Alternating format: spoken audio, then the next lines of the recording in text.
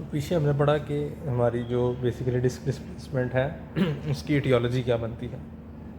तो हमने देखा कि अगर ये हमारी नॉर्मल पड़ी है कंडाइल डिस्क, तो हमारा कंडाइल जो है वो थिन इंटरमीडिएट जोन के ऊपर रेस्ट कर रहा होता है, और पीछे हमारा रेट्रोडिस्कल लैमिना होता है जो क्लोज्ड स्टेट के ऊपर रेट्रोडिस्कल लैमिना है जो क्लोज स्टेट के ऊपर बिल्कुल रिलैक्स पड़ा होता है, फोल्डेड पड़ा होता है और कोई डिस्क के ऊपर स्ट्रेच नहीं होता उसका।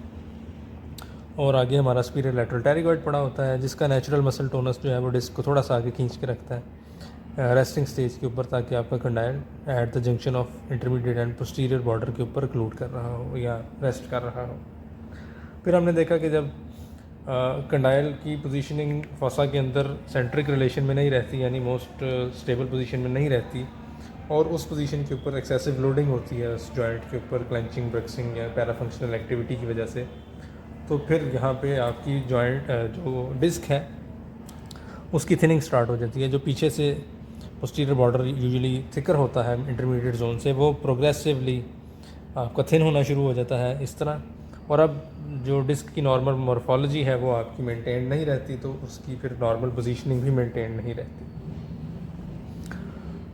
अब होता क्या है कि इसमें माइक्रो ट्रॉमा और मैक्रो ट्रॉमा दो बेसिकली एटियोलॉजीज़ बनती हैं। माइक्रो ट्रॉमा यही है सारा कि आप एक्सेसिव लोडिंग कर रहे हैं।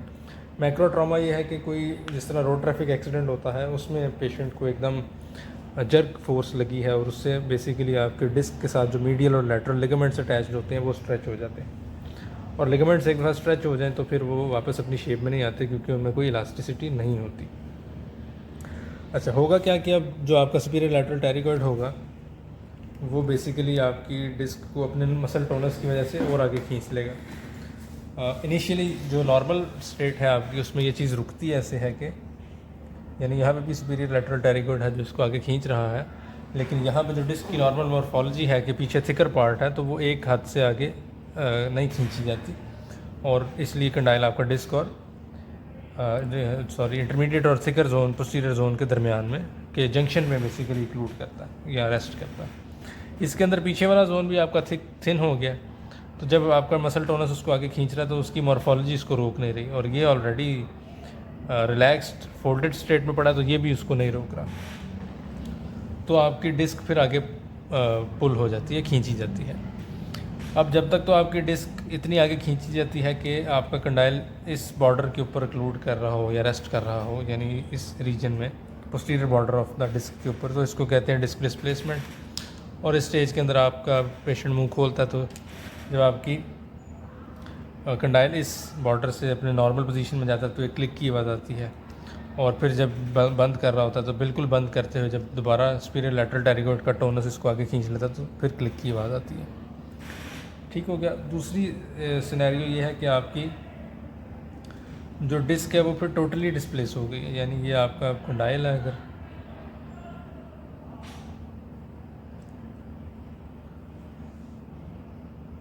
ये कंडाइल है अगर आपका, तो अब आपकी जो डिस्क होगी वो इससे टोटली आगे पड़ी होगी, यानी डिस्क अब ऐसे पड़ी होगी, कंडाइल आपका रेट्रोडिस्कल टिश्यूज़ के ऊपर क्लूड कर रहा हो या रेस्ट कर रहा होगा, और यहाँ पे आपका मसल टोनस सुपीरियर लैटरल टेरिगॉइड आ जाएगा, और यहाँ पे फिर आपका इस तरह फंसा होगा। तो ये जो होगी ये डिस्क डिस्प्लेसमेंट विद रिडक्शन होगी, ये टोटल डिस्क डिस्प्लेसमेंट कंसिडर होगी। और इसमें दो टाइप्स हैं कि विद इंटरमिटेंट लॉकिंग या विदाउट रिडक्शन।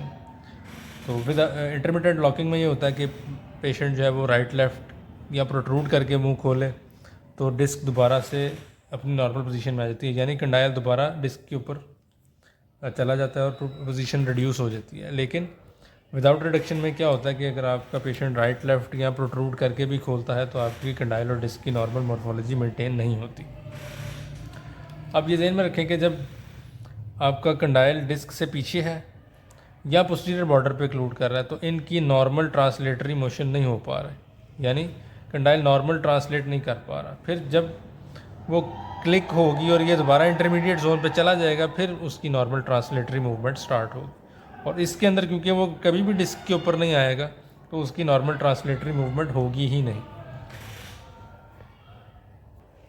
तो इसमें हम देखेंगे कि बेसिकली हमारी माउथ ओपनिंग के ऊपर या मैंडिबल की मूवमेंट्स के ऊपर क्या फ़र्क आता है।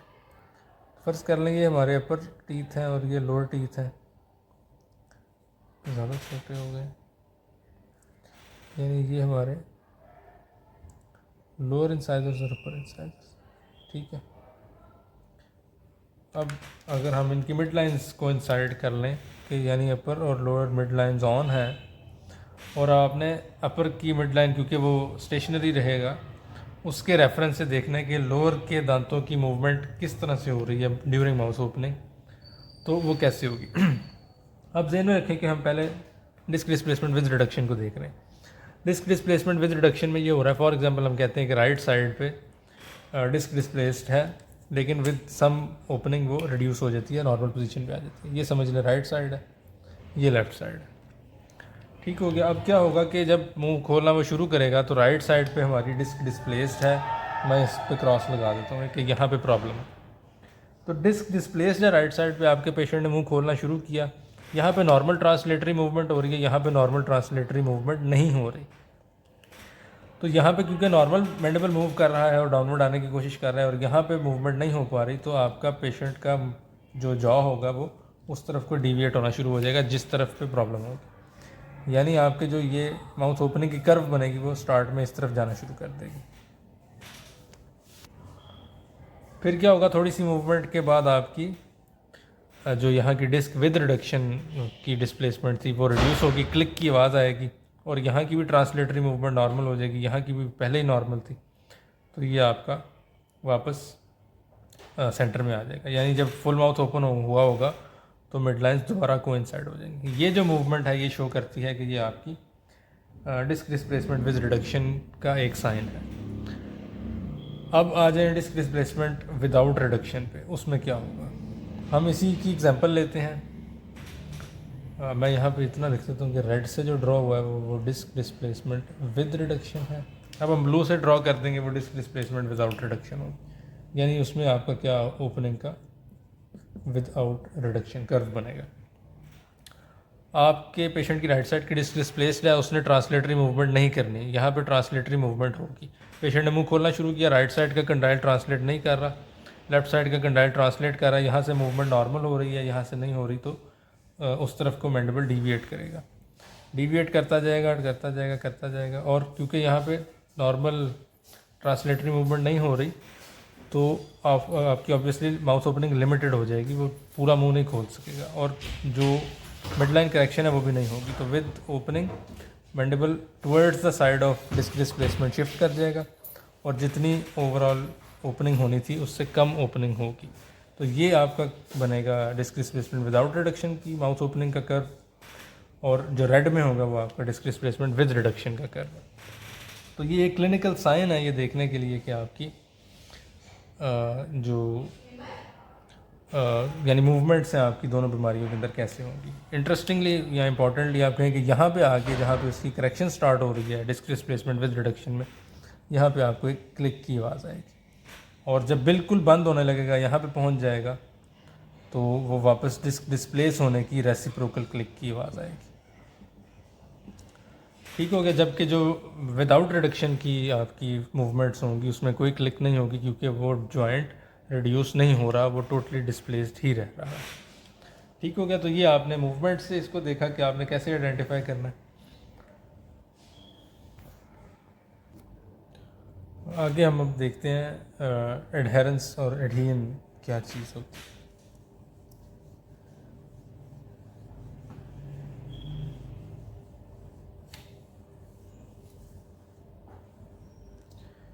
तो एक चीज़ आपकी होती है एडहेरेंस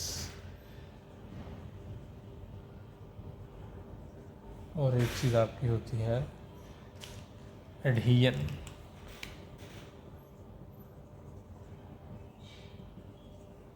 अब ये समझे कि आपका जो जॉइंट है ना ये एक साइनोवियल जॉइंट है, इसके अंदर साइनोवियल फ्लूइड होता है। साइनोवियल फ्लूइड का बेसिकली काम ये है कि जॉइंट की जो सर्फेसिस हैं उनको फ्रिक्शन फ्री कह लें या फ्रिक्शन लेस कह लें, या लेस फ्रिक्शन में रखें और साथ आपके जो मूवमेंट्स हैं वो लुब्रिकेटेड रहें और सब कुछ स्लिपरी रहे और बगैर फ्रिक्शन के या कम से कम फ्रिक्शन के साथ हो।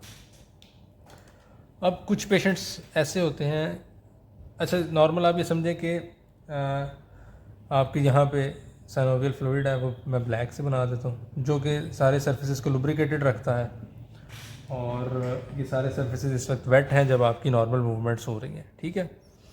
अब क्या होता है जब आप एक्सेसिव यहाँ पे समझे फ्लूइड आ गया ना, तो कुछ फ्लूइड जो है वो बोन के अंदर एब्जॉर्ब हो जाता है, यानी यहाँ पे भी जो ऊपर ग्लिनोइड फॉसा है वहाँ पे भी, उसके ऊपर टेम्पोरल बोन में भी थोड़ा सा जो साइनोवियल फ्लूइड होगा वो चला जाएगा, थोड़ा सा आप समझ लें कि कंडाइल भी एब्जॉर्ब कर लें।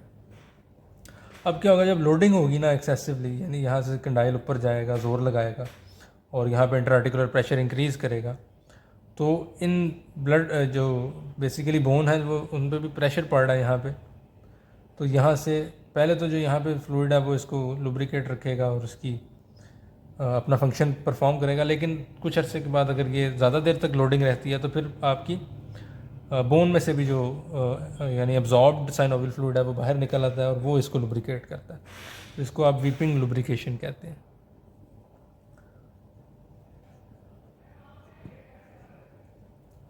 ठीक हो गया, ये एक मतलब इम्पॉर्टेंट नॉर्मल फिजियोलॉजी है कि आपकी जॉइंट की जो लुब्रिकेशन है वो कैसे मेंटेन रहती है।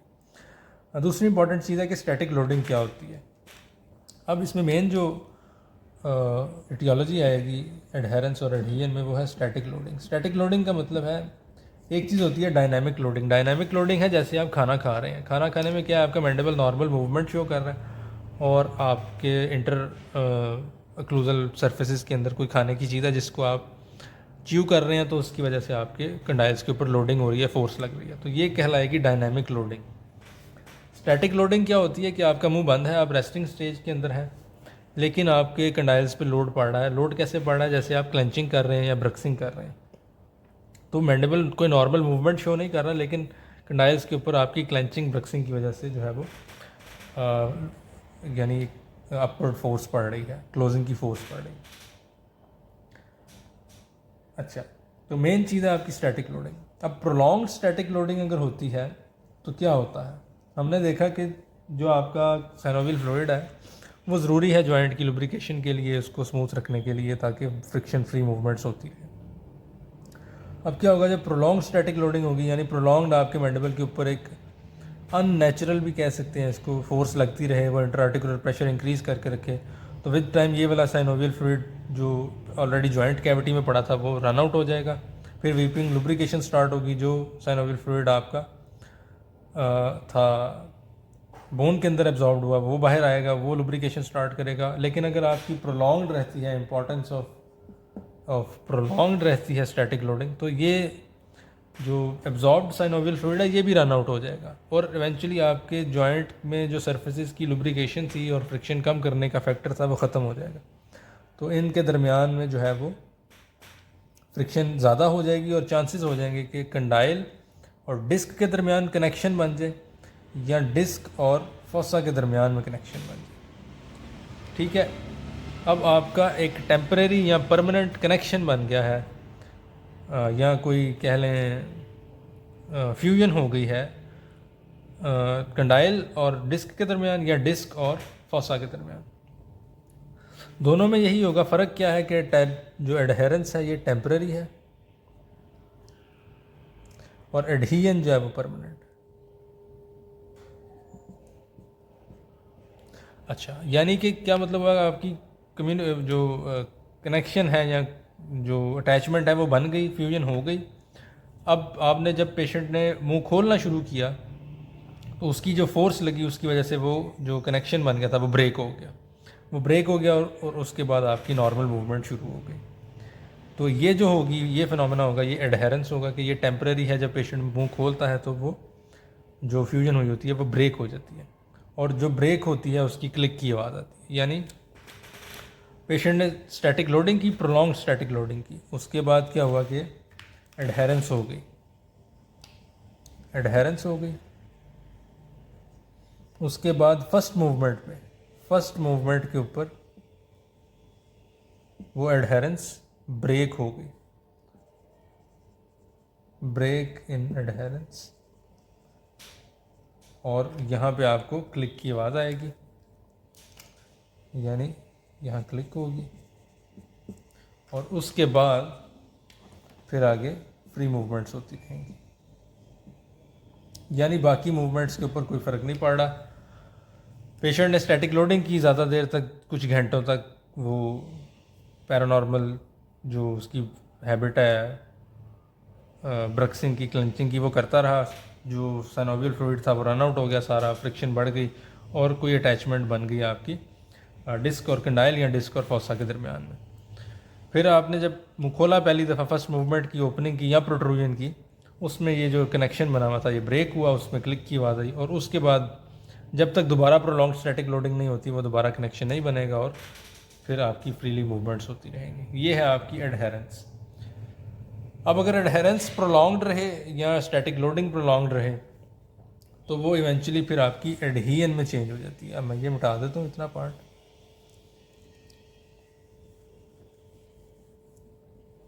अब क्या होगा कि आपका जो कनेक्शन बना है ना, यानी फॉर एग्जांपल ये चीज़ ऊपर जुड़ गई है, तो ये मुंह खोलने की मूवमेंट इतनी स्ट्रांग नहीं है कि वो इसको ब्रेक कर सके, तो वो परमानेंटली, यानी ऊपर आपकी जो कनेक्शन बना है वो परमानेंट हो गया, तो इसको आप कहेंगे कि ये आपकी एडहीयन हो गई है। अब एडहीयन के अंदर, एडहेरेंस के अंदर सिर्फ एक क्लिनिकल सिम्टम है कि आपको फर्स्ट मूवमेंट पे after prolonged static loading click की आवाज़ आती है, उसके बाद मूवमेंट्स नॉर्मल हो जाती है। लेकिन जो एडहीयन है इसके अंदर आपको डिफरेंट मूवमेंट्स के ऊपर क्लिनिकल सिम्टम्स मिलते हैं, वो हम देखते हैं कि क्या होता है।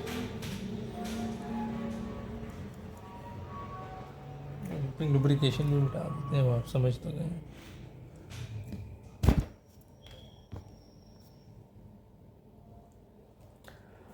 अच्छा, अब ये आपका कंडाइल आ गया, ये हम ड्रॉ कर लेते हैं।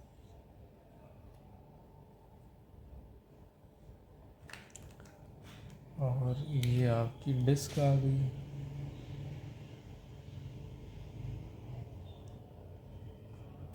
और समझे कि यहाँ से ये ज्वाइन हो गई है, इसके साथ ही अटैच हो गई, और इसके ऊपर आपका फॉसा है।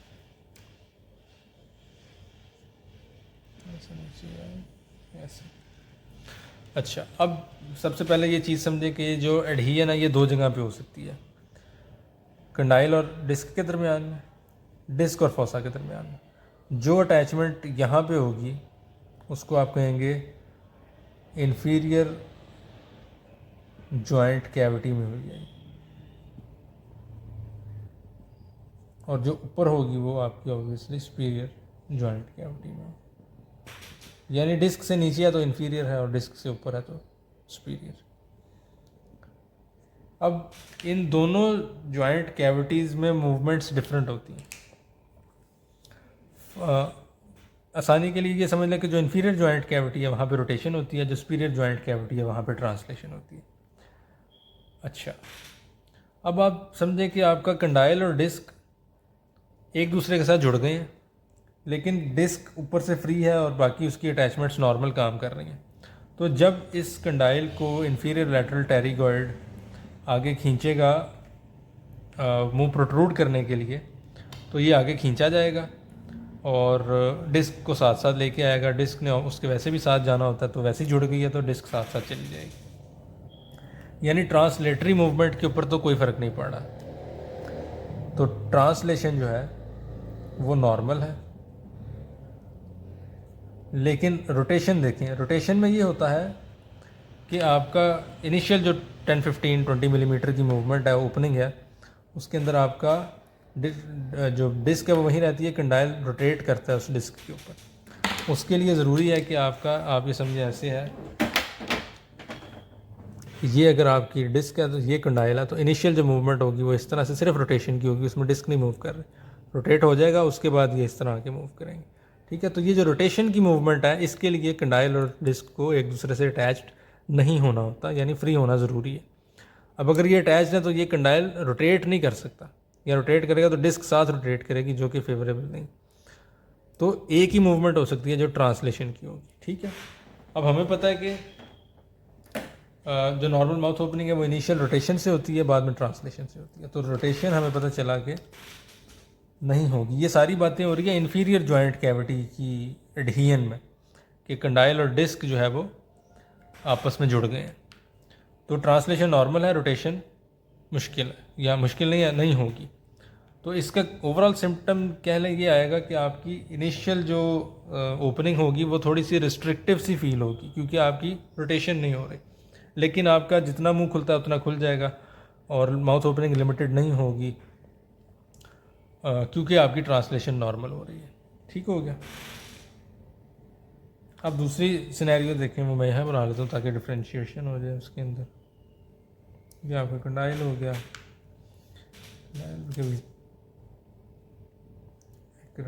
अच्छा खैर। अब ये आपकी डिस्क है जो नॉर्मली जिस तरह कंडाइल के साथ इसको होना चाहिए, लेकिन ये ऊपर जो है ना फॉसा के साथ ये अटैच हो गई है, फ्यूज़ हो गई है, ज्वाइन हो गई। ये समझे कि यहाँ से इसकी फ्यूजन हो गई, यानी अब वो ऊपर बोन के साथ जुड़ गई है। अब क्या होगा? अब ये जहन में रखें आप कि ये सुपीरियर जॉइंट कैविटी की, मैं यहाँ से ये मिटा ही देता हूँ ताकि कन्फ्यूजन ना रहे। यहाँ पे सारी बात इन्फीरियर जॉइंट कैविटी की एडहियन की हुई है, यहाँ पे बात आपकी सुपीरियर जॉइंट कैविटी की एडहियन की हुई है।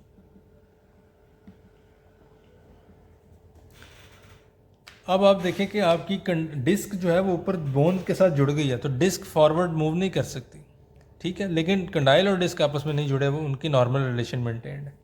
तो इसमें सिनेरियो उल्टा हो जाएगा। अब आपका इसमें आप देखें कि अगर आपके ये आपकी डिस्क और कंडाइल पड़े हैं और कंडाइल फ्री है टू मूव, तो वो रोटेट कर सकता है।